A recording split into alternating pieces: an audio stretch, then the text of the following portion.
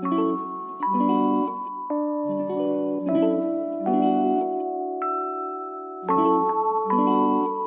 and welcome back to I Should Have Raised Dogs, the story of my mother, my father, and America in the 20th century. Right now, I am looking at kind of the mid-60s, and we're looking at about 1964, which really marks the birth of my second oldest brother. This is Ed, who actually I'm assuming is named after Edward A. Grover, but I don't know. And then, of course, in 1967, my older sister is born, and then I'm born a few years later, 1971, and that's the 4 kids of the family, just to give you an idea of what's coming. But at this time, beside Ed being born, I'm still going to talk a little bit about my parents and kind of where they're at, because I feel like there's a reason that so much of this telling has been where I've been so empathetic with what's going on with my mother. And it's got a lot to do with the fact that she was always kind of the face of the family. So many responsibilities of raising us was left to her. And I don't really know if this was really, not fair or right or what have you, but there were certain things. And that was very typical of the age as well. And my mother was, I guess, always had it in her head that she would be the model housewife or somehow, but it wasn't really necessarily in her nature. I don't know if it was in anybody's nature, to be really honest. I don't think it's fair to say that, because you're a woman born in a certain age, that these were your responsibilities and this is how you should be. Regardless of the new trad wife trend or whatever's going on, in my mother's age, I don't think it suited her. And I think it frustrated her. And yet I think she did well. I feel like my mother also really had a fear of abandonment and, separation anxiety, and she was generally kind of a nervous person as well. My mother was eternally restless. There's always somewhere else to be, always somebody to call, always something to do, and almost no matter where she was, there was somewhere else to have been. And then it's that type of conversation that unfortunately I've seen with so many people over the years, where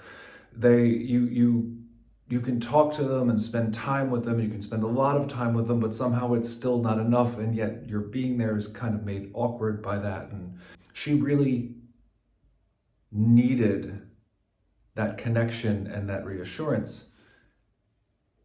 And she married an airline pilot. Now, my father was laid off for a little bit, and that wasn't such a long period of time, but it was important because it was such an early phase in their married life and the time that they're starting to become independent.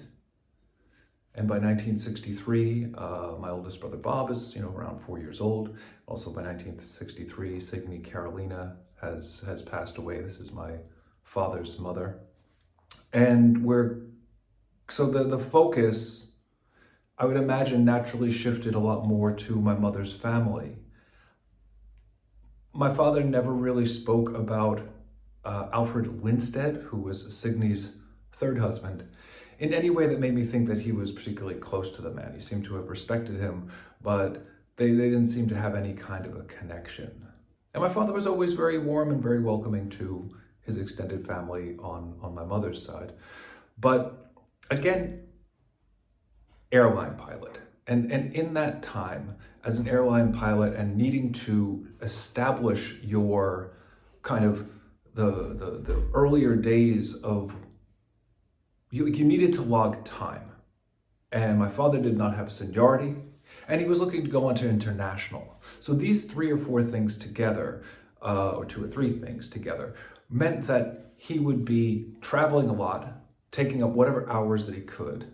And then he would also be away for a while. Sometimes when when pilots would be flying, in this case, they would get multi-leg trips. They would go away for as much as 2 weeks at a clip, although my memories of him were being away for 2 and 3 and 4 days, except the fact that when I knew my father, he had more seniority and he had a lot more choices about what he could actually do as a pilot. And so this left my mother alone to deal with the rest of the family. And that means that pretty much every aspect of, family management and raising the kids and all this, it all landed on my mother. And that same way that in the last episode I mentioned how, my father was this gregarious and friendly guy. In a weird way, he could be that. Because so much of the responsibility landed on my mother. My father kind of came in this, deus ex machina kind of way and was the decider on what got, settled out and who had punishments in whatever way. But, in the meanwhile, while he was gone, that was all up to my mother. And it was a lot for her. And by 1967, she had 3 kids. And for a good portion of any month, she could be on her own to do everything to manage the family. My father, if he were following the typical trend of the time, with what most airline pilots were doing, on those routes, then yeah, he could have been gone for about half the month. And he would have been back for half that month too, but this also, if you're not already thinking it, pilots had a certain reputation. And this is kind of something we never talked about in my family. And I don't really know if my father was the cheating type. But it was generally believed that they were. And whether or not he was, I actually have nothing to base any of that upon. No one showed up at his funeral claiming to be a long-lost son, and there was no lady that showed up. I don't believe there was a lady that showed up that knew my dad. I should really ask about that, because my father knew a lot of people. I'm not saying, I actually don't know. But of course it's totally possible. But never mind that. What would people have thought? And that would have driven my mom crazy. So in a weird way, she would have that reputation of being the one left at home with all these expectations of running the family. And my father off flying and, building his career and doing things that are important in this, but at the same time, gone. And so that the one thing that my mother couldn't really do much, or the challenges of managing a home and not knowing how, and still having all of these other stresses during this time, and her mother having health issues, and her stepfather kind of slipping further into an aggressive alcoholism, and whatever problems and stresses that were probably a hell of a lot for my mother to be dealing with. So when I have thought about my mother's situation, I feel like one of the reasons why I really have tried to be so empathetic to it, or to really at least see where she's coming from, is because it was so hard for so much of my life. My mother was the face of discipline, of family, and whichever, and the reason I know that my mother probably didn't really thrive in, I don't know, she wouldn't have been happy with the household thing. It just wasn't her thing. She wasn't like an amazing cook. She was okay. But we kind of more look forward to when my father came home and he did the cooking and things like that. And again, another reason to kind of celebrate the guy coming home. We did eat better. Mom was a terrible cook. That's probably the fastest, easiest way to say it. My mother's recipe book could be its own gallery of regrettable food. There's a recipe, for example, that she used to always make that's just absolutely terrible and totally born of this era. And it was basically a chicken cordon bleu, which in French just translates into blue ribbon chicken, which I love. And it can be done really, really nicely. And I've had really good versions, but you are looking at a piece of chicken that is then layered up with a little bit of ham, a little bit of cheese, and then a nice little sauce, and really kind of a win for children, except my mother didn't really put much attention into any of these pieces. I don't think my mother ever really consulted a cookbook, and she should have. And I don't think she ever really put any kind of attention into her food, especially later on, when just basic things were put together, because there was an expectation that, the children should eat.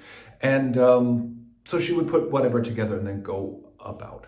Connecting with people and being social was massively important to my mother. When she was still in Copiague and that Lindenhurst area, she was still close. Everyone was very close, like physically. Even did all the driving back and forth to go to her mother's house in Wantagh was probably still not 10, 15 miles away. So for all of this, my mother's kind of microcosm of Long Island was still really small. The town was there. Copiague didn't really have that much going on at the moment, but there was a community. There were some basic downtown stores, this kind of 60s era suburban downtown that was developing that had all the basics, but theaters and